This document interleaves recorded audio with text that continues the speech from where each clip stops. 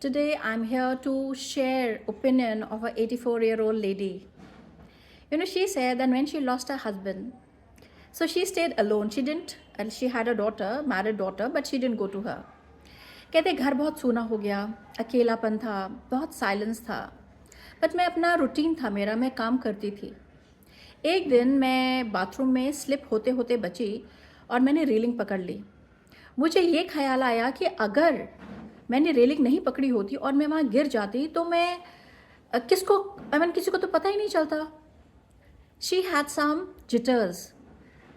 So she called up her daughter and she said, बेटा क्या मैं आपके पास आ सकती हूँ कुछ दिन के लिए. बेटी was so happy. She said, please कम.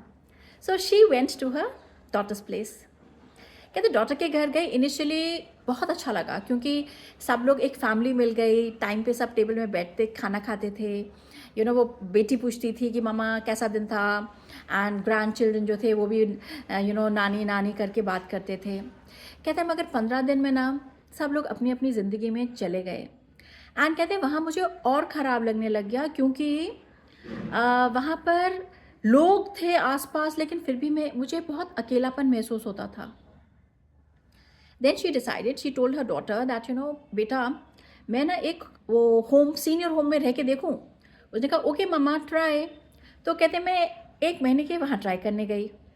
कहते इनिशियली मुझे बहुत अच्छा लगा क्योंकि हम लोग कैरम खेलती थी, इतने सारे लोग मेरे उम्र के थे, बहुत अच्छा था.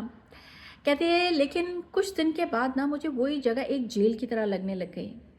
कहते जैसे मेरी हैबिट्स थी, मुझे रात को ना किताब पढ़ने का शौक़ था, लेकिन वो खट खट नॉक करते थे, सॉरी मैम आपका सोने का टाइम है. वो कहती अभी मुझे घूमने का मन करता है. कहते नहीं अभी आप घूम नहीं सकती हैं, अगर गिर गई आप हमारी रिस्पॉन्सिबिलिटी, आप वापस जाइए. सो आई सेड नो. मैंने इसके वहाँ से वापस घर में आ गई. मैंने ना किसी एक क्या बोलते हैं इंस्टीट्यूट से वो एक केयर गिवर को बुलाया. कहते हैं I was paying through my nose इतना सारा, लेकिन पता है वो मुझे बार बार में एहसास दिलाता था एज आई एम डिपेंडेंट. कहते मुझे शौक था कि मेरा टाल एक पर्टिकुलर स्टाइल से फोल्ड हो, लेकिन उसको कुछ बोलो तो बोलते हैं कि अरे आप क्या है, टाल तो है, यूज़ करना है यूज़ करिए. कहते मुझे ना अच्छा नहीं लगा तो मैंने उनको निकाल दिया. कहते पूरा मैं लाइफ अकेले, बहुत अकेलापन लाइफ में. एक दिन मैं जा रही थी तो मैंने देखा एक लेडी चिल्ला रही थी, अपने हस्बैंड से लड़ रही थी. दोनों के दोनों वर्किंग थे, बेटी को स्कूल से लाना था. तो मैंने ही ऑफ़र करा दैट क्या मैं आपकी बेटी को ला सकती हूँ. कहते aunty are you sure. She said yes. कहती बस मैं उनकी बेटी को लाई एंड इसके बाद उसका नाम सुमन था, तो सुमन मेरे को शाम को आके कुछ अच्छा बना के लाती और दे देती. कहते हमारी पूरी एक फैमिली टाइप बन गई. कहती है कि मुझे ना अपनी बेटी के घर भी इतनी खुशी नहीं महसूस हो रही थी अभी. कहते ओल्ड एज में जो सबसे ख़राब चीज़ है ना कि people think you are useless. ऐसी फीलिंग नहीं होनी चाहिए.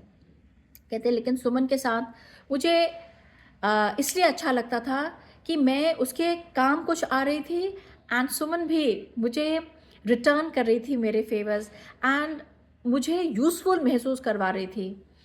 So when I heard auntie's story, I mean her life का experience, तो मुझे ये बोलना है आप सब लोगों के लिए that हम लोग भी कभी इस स्टेज में आएंगे और शायद जो वो एहसास कर रही हैं, शायद अपनी बेटी को नहीं बोल सकती, लेकिन क्या पता उनकी स्टोरी से हम लोग कुछ सीख जाएं.